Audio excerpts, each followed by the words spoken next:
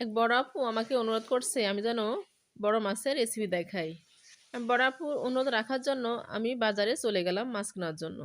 বাজারে গিয়ে দেখি হরেক রকমের মাছ, কিন্তু মাছের দামটা এতটাই বেশি যে মাছ কিনতে গেলে মনে হচ্ছে হাতটা পড়ে যাবে, মনে হচ্ছে পালিয়ে যায় বাজার থেকে। তবুও আপুর অনুরোধ রাখার জন্য আমি একটা মাছ কিনে ফেললাম। সেই মাছটা কিনলাম আমি মিরকে মাছ। এই মিরকি মাছটা আমি কিভাবে রান্না করব বা কিভাবে কাটবো সেটা আপনাদের সঙ্গে শেয়ার করব। আমি প্রথমে মাছটা কেটে নিলাম। মাছটা কিভাবে পিস করব দেখেন আমি কিভাবে কেটে নিচ্ছি। আমি ঠিক এভাবে মাছগুলো একটা একটা করে চাকা করে কেটে নিলাম। আমি মাছের মাথাটা সাইড করে রাখলাম। আমি কাটলাম না, মাছের মাথাটা দিয়ে অন্য একদিন আমি রেসিপি করে আপনাদের দেখাবো। আজকে মাছের মাথাটা আমি কাটবো না। দেখেন আমার মাছটা সবগুলো কাটা হয়ে গেছে। এবার আমি ভালোভাবে পরিষ্কার করে নিয়ে আমি যে কটা মাছ রান্না করব ঠিক সেই কটা মাছটা নিয়ে চলে আসলাম রান্নাঘরে। আমি এই মাছগুলো এখন ভেজে নেব। মাছগুলো ভাজার জন্য মাছে আমি লবণ, হলুদ, মরিচ দিয়ে ভালোভাবে মেখে নিলাম। আমি চুলাতে কড়াইটা আগে বসিয়ে দিয়েছিলাম, তাতে তেল দিয়ে দিলাম। তেলটা গরম হয়ে গেলে মাছগুলো আমি দিয়ে দেবো একটা একটা করে। যে মাছের পিসটা করে রাখছিলাম সেটা দিয়ে দেবো এখন মাছ ভাজার জন্য। এখন আমি মাছের পিসগুলো দিয়ে দিচ্ছি।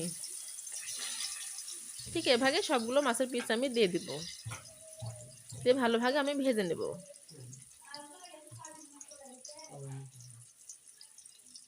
এক পিসটা হয়ে গেলে আমি মাছটা উল্টে দেব।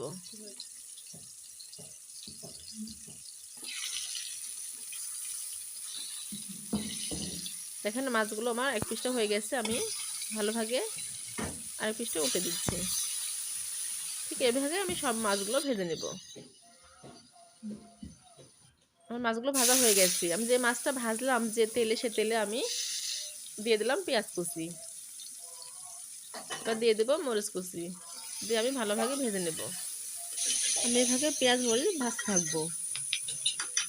আমার পেঁয়াজের কালারটা চলে আসলে, বাদামি কালার হলে আমি দিয়ে দিব হলুদ গুঁড়া, মরিচ গুঁড়া, আদা জিরা পেস্ট,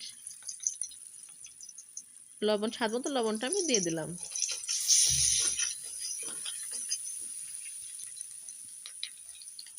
তারপর দিয়ে দিলাম আমি ধনিয়া গুঁড়া, দিয়ে আমি ভালোভাবে নেড়ে চেড়ে দিলাম।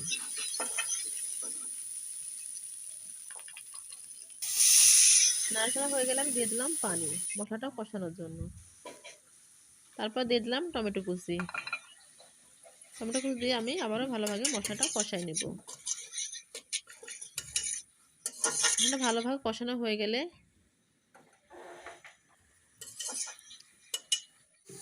দিয়ে দেবো আমি পানি। পানিটা দিলাম ঝোলের জন্য। আমি যে মাছটা ভুনা করব সেটার জন্য আমি পানি দিয়ে দিলাম। পানিটা ফুটে গেলে আমি দিয়ে দিলাম মাছ। আমি যে মাছের পিসগুলো ভেজে রাখছিলাম সেই মাছগুলো আমি দিয়ে দিলাম, দিয়ে ঢাকনা দিয়ে ঢেকে দিলাম। আমার মাছটা রান্না হয়ে গেছে, আমি দিয়ে দিলাম জিরা গুঁড়া। আমি এর মাছে দিয়ে দিয়েছিলাম ধনিয়া পাতা, সেটা আপনাদের দেখানো হয় নাই। আমার মাছের ভুনাটা রান্না শেষ, আমি এখন পরিবেশন করলাম। মাছ ভুনাতে যে ধনিয়া পাতা দিছিলাম, আপনার যদি ভালো লাগে আপনারা দিবেন, না ভালো লাগলে আপনি দিতে নাও পারেন।